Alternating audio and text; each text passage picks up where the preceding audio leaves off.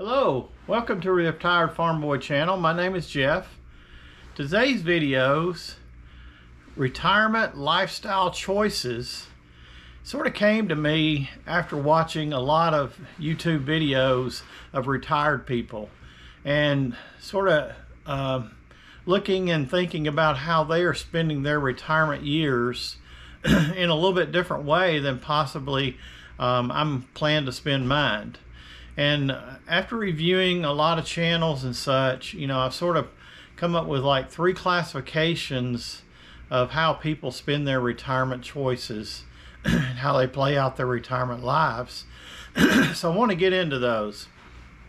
But before I do, I want to invite you to subscribe to my channel if you feel like this video is something that interests you. I hope that you'll give it a like. You'll hit the click the notifications button so you won't miss any of my videos. And so let's on to this videos and the comments. So the first lifestyle choice that I want to talk about is one that is very foreign sounding to me, but it is very big, and it's a big trend out there, and that is basically where people retire and they go about selling everything they have, including their primary home, their cars, everything they own, and they go purchase an RV is one example of that, where they choose to travel around the country and see all the beautiful things that are in our great country.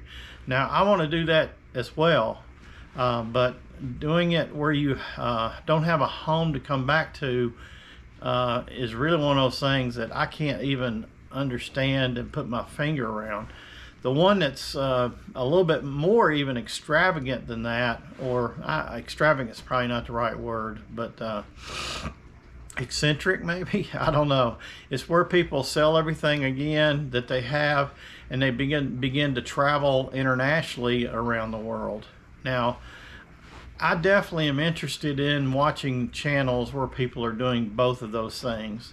RVing around the country, seeing really neat places, and giving me ideas to where I might want to go. Also, the ones that travel internationally, where they're going to these beautiful cities and countries and talking about the cultures and all the different things that they're seeing that are so different and sound so neat to see, as opposed to what we view life in the United States.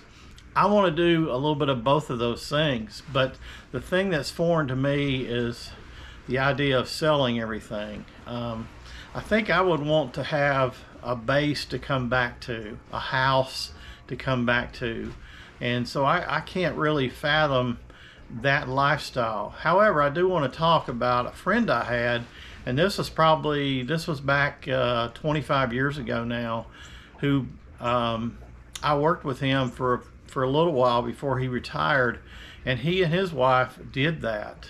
This was before I knew of anybody that actually done this, and I thought, man, that is so odd. But they sold their house, they sold their cars, they sold all their furniture, everything they really had, bought an RV, and started traveling the country.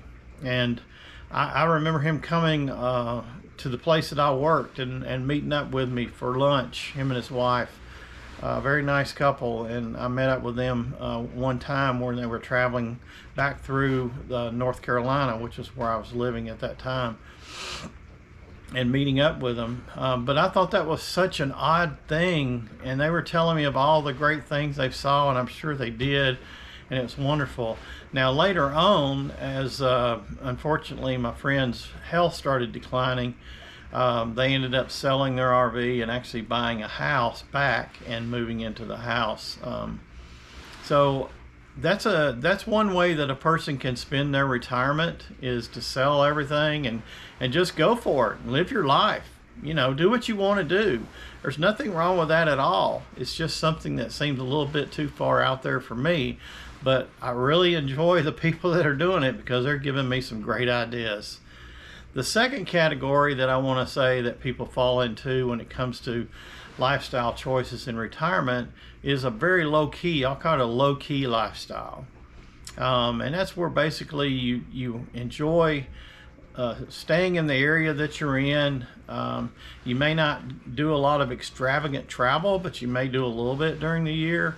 But you're basically enjoying the surroundings and the things that are around you.